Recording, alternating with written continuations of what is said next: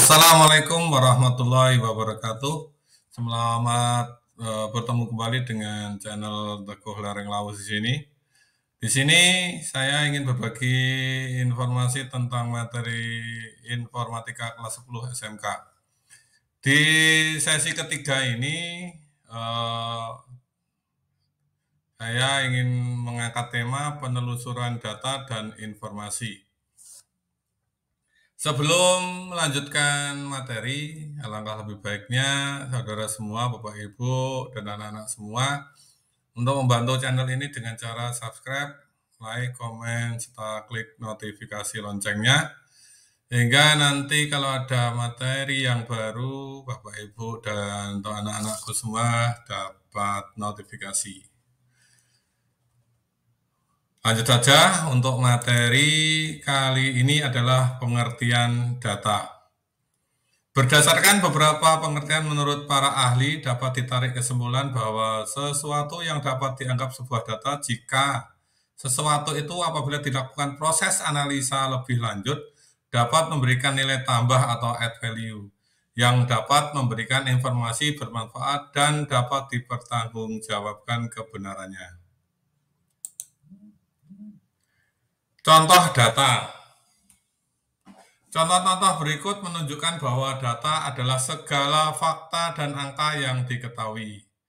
Yang pertama, jumlah SD di Kabupaten Aceh Besar pada 31 Juli 2023 sebanyak 541 sekolah. Yang kedua, jumlah guru SMP di Kabupaten Aceh Besar pada 31 Juli 2023 sebanyak 1.684 orang. 3. Jumlah kelompok belajar paket A di Kabupaten Katingan pada 31 Desember 2023 sebanyak 10 kelompok.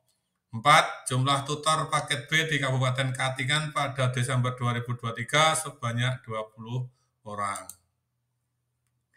Dari contoh-contoh di atas dapat disimpulkan bahwa yang dimaksud dengan yang diketahui dan yang dianggap adalah angka dan fakta yang belum dapat dipastikan kebenarannya karena masih diperkirakan.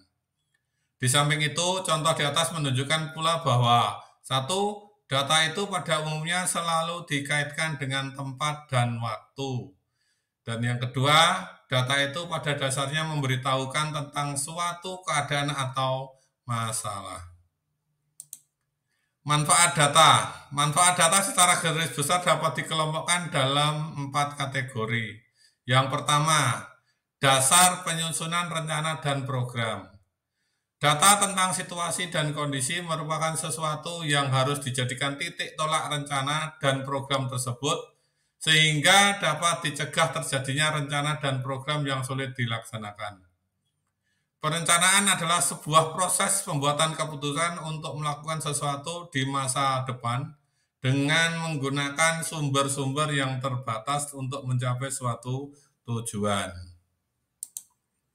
Yang kedua, alat kontrol atau monitor terhadap pelaksanaan program. Setelah data tentang pelaksanaan program diketahui, akan dapat dengan segera dilakukan tindakan perbaikan atau koreksi. Oleh karena itu, koordinasi antara berbagai unit kerja yang menangani pendataan hendaknya saling bersinergi. Yang ketiga, dasar penilaian atau evaluasi terhadap hasil akhir pelaksanaan program. Evaluasi bertujuan untuk mengetahui apakah program itu mencapai sasaran yang diharapkan. Evaluasi lebih menekankan pada aspek hasil yang dicapai atau output. Evaluasi dapat dilakukan setelah suatu program berjalan dalam satu periode sesuai dengan tahapan rancangan dan jenis program yang disusun. Yang keempat, pengambilan keputusan atau penentuan kebijakan. Seorang pemimpin dalam mengambil keputusan atau menentukan kebijaksanaannya harus dihitung dengan sangat teliti, selalu up to date, jelas alasannya, dan sudah dipertimbangkan akibatnya, baik yang bersifat positif maupun negatif. Oleh karena itu, seorang pemimpin memerlukan data yang telah dianalisis sebagai senjata yang paling diandalkan dalam menentukan kebijakan atau pengambilan keputusan. Sekarang materi informasi. Informasi merupakan hasil olahan proses dan analisis dari data mentah atau data yang belum mempunyai arti menjadi sebuah data yang dapat menjelaskan dan menggambarkan sesuatu di dalamnya serta dapat dipertanggungjawabkan kebenarannya. Kualitas informasi. Kualitas informasi itu adalah kualitas suatu informasi sangat diperlukan untuk menunjang berhasilnya pengembangan sistem yang akan dirancang. Kualitas informasi menyangkut relevansi, kelengkapan dan keluasan, kebenaran, terukur, keakuratan, kejelasan, keluasan, serta ketepatan waktu. Kualitas informasi salah satu adalah relevansi. Informasi disediakan atau disajikan untuk digunakan. Oleh karena itu, informasi yang bernilai tinggi adalah yang relevan dengan kebutuhan, yaitu untuk apa informasi itu akan digunakan. Yang kedua adalah kelengkapan dan keluasan. Informasi akan bernilai semakin tinggi jika tersaji secara lengkap dalam cakupan yang luas. Informasi yang sepotong-sepotong, apalagi tidak tersusun sistematis, tentu tidak akan banyak artinya. Demikian pula bila informasi itu hanya mencakup area yang sempit dari suatu permasalahan. Yang ketiga, kebenaran. Kebenaran informasi ditentukan oleh validitas atau dapatnya dibuktikan. Informasi berasal dari data dan data fakta. Informasi yang bernilai tinggi adalah informasi yang benar-benar berasal dari fakta, bukan opini atau ilusi. Yang keempat adalah terukur. Informasi berasal dari data atau hasil pengukuran dan pencatatan terhadap fakta. Jadi, informasi yang bernilai tinggi adalah informasi yang jika dilacak kembali kepada datanya, data tersebut dapat diukur sesuai dengan faktanya. Keakuratan. Informasi berasal dari data atau hasil pengukuran dan pencatatan terhadap fakta. Oleh karena itu, kecermatan dalam mengukur dan mencatat fakta akan menentukan keakuratan data dan nilai dari informasi yang disajikan atau dihasilkan. Kejelasan. Informasi dapat disajikan dalam berbagai bentuk teks, tabel, grafik, cat, dan lain-lain. Namun, apapun bentuk yang dipilih, yang penting adalah menjadikan pemakai mudah memahami maknanya. Oleh sebab itu, selain bentuk penyajiannya harus benar, juga harus diperhatikan kemampuan pemakai dalam memahaminya. Selanjutnya adalah keluasan. Informasi yang baik adalah yang mudah diubah-ubah bentuk penyajiannya sesuai dengan kebutuhan dan situasi yang dihadapi. Yang berikutnya adalah ketepatan waktu. Informasi yang baik adalah informasi yang disajikan tepat pada saat dibutuhkan. Informasi yang terlambat datang menjadi informasi basi yang tidak ada lagi nilainya, misalnya untuk pengambilan keputusan. Selanjutnya adalah karakteristik informasi. Kepadatan informasi. Untuk manajemen tingkat bawah, karakteristik informasinya adalah terperinci dan kurang padat karena digunakan untuk pengendalian operasi. Sedangkan untuk manajemen yang lebih tinggi, tingkatannya mempunyai karakteristik informasi yang semakin tersaring, lebih ringkas dan padat. Yang berikut adalah luas informasi. Manajemen tingkat bawah karakteristik informasinya adalah terfokus pada suatu masalah tertentu karena digunakan oleh manajer bawah yang mempunyai tugas khusus. Sedangkan untuk manajemen yang lebih tinggi tingkatannya mempunyai karakteristik informasi yang semakin luas karena manajemen atas berhubungan dengan masalah yang luas. Yang berikutnya adalah frekuensi informasi.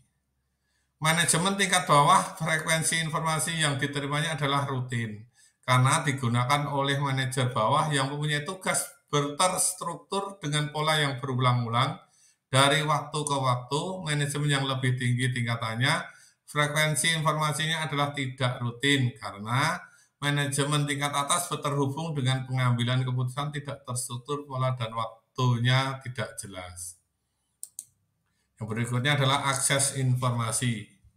Level bawah membutuhkan informasi yang periodenya berulang-ulang sehingga dapat disediakan oleh bagian sistem informasi yang memberikan dalam bentuk laporan periodik. Dengan demikian, akses informasi tidak dapat secara online tetapi dapat secara offline.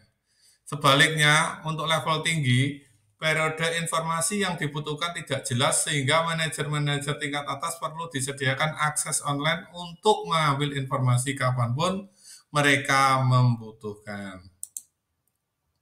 Yang berikutnya adalah waktu informasi. Manajemen tingkat bawah, informasi yang dibutuhkan adalah informasi historis karena digunakan dalam pengendalian operasi yang memeriksa tugas rutin yang sudah terjadi.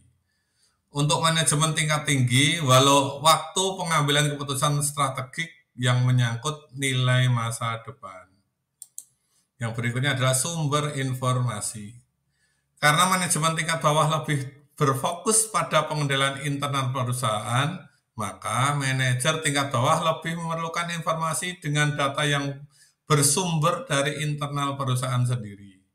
Manajer tingkat atas lebih berorientasi pada masalah perencanaan strategik yang berhubungan dengan lingkungan luar perusahaan. Karena itu membutuhkan informasi dengan data yang bersumber pada eksternal perusahaan. Yang berikutnya adalah nilai informasi. Kegunaan informasi adalah untuk mengurangi hal ketidakpastian di dalam proses pengambilan keputusan tentang suatu keadaan. Nilai dari informasi ditentukan dari dua hal, yaitu manfaat dan biaya mendapatkannya. Menurut Mulyanto, tahun 2009 halaman 247, suatu informasi dikatakan bernilai bila manfaatnya lebih efektif dibandingkan dengan biaya untuk mendapatkannya, dan sebagian besar informasi tidak dapat tepat ditaksir keuntungannya dengan satuan nilai uang, tetapi dapat ditaksir nilai efektivitasnya.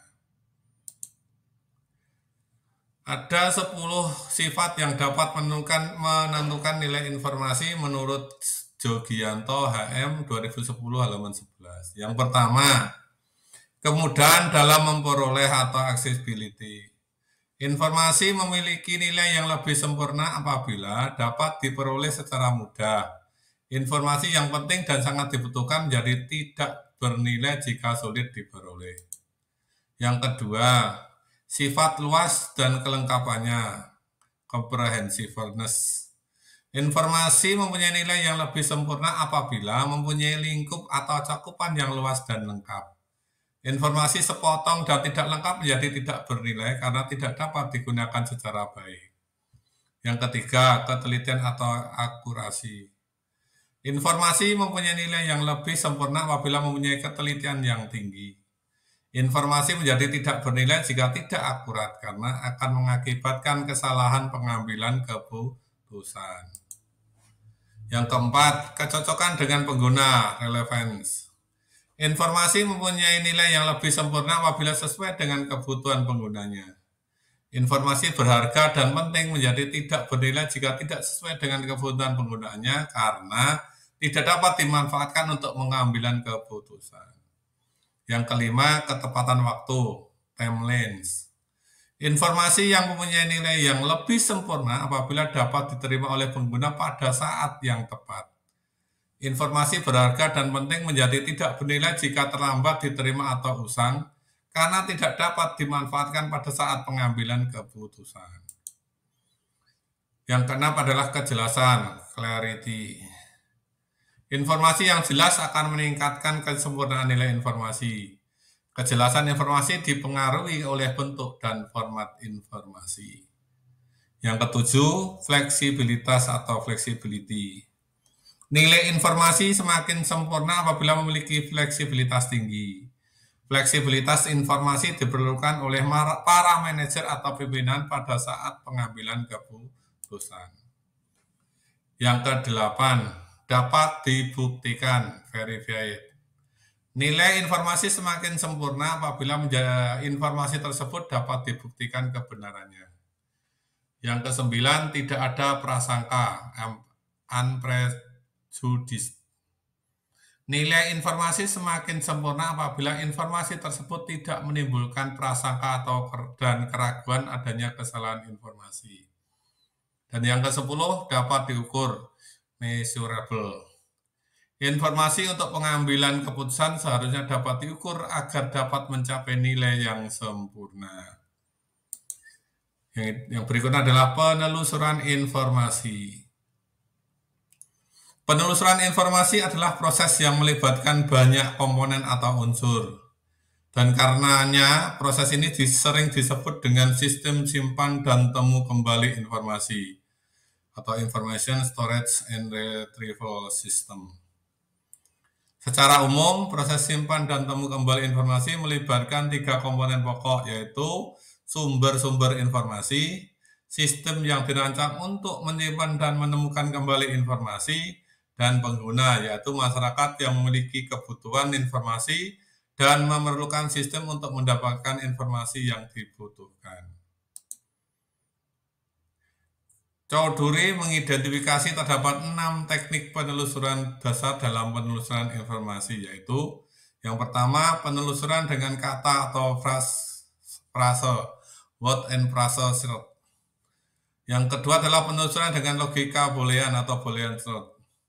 Yang ketiga, penelusuran dengan penggalan kata, truncation. Yang keempat adalah penelusuran kedekatan, proximity. Yang kelima, penelusuran dengan file atau metalog, vir or metatext. Yang keenam adalah penelusuran dengan pembatasan atau limiting search. Pendalaman materi, yang pertama di sini silakan bisa menjawab dan mengisi materi tersebut. Informasi merupakan salah satu sumber daya terpenting yang dimiliki oleh suatu organisasi. Kegunaan informasi adalah untuk mengurangi hal ketidakpastian di dalam proses pengambil keputusan tentang suatu keadaan. Sebagian besar informasi tidak dapat tepat ditaksir keuntungannya dengan satuan nilai uang, tetapi dapat ditaksir nilai efektivitasnya. Sesuai kalimat tersebut, jelaskan cara pengukuran nilai sebuah informasi. Pendalaman materi yang kedua, penelusuran informasi adalah proses yang melibatkan banyak komponen atau unsur, dan karenanya proses ini sering disebut dengan sistem simpan dan temu kembali informasi. Jelaskan teknik penelusuran dasar dalam penelusuran informasi. Ada pertanyaan? Silahkan berbagi informasi di kolom komentar. Terima kasih. Kayuhlah terus sepedamu, jangan diam. Sehingga kita harus bergerak, dan bergerak. Jangan sampai kita diam karena keegoan kita. Terima kasih. Kurang lebihnya mohon maaf. Wabillahi taufiq wal hidayah. Wassalamualaikum warahmatullahi wabarakatuh.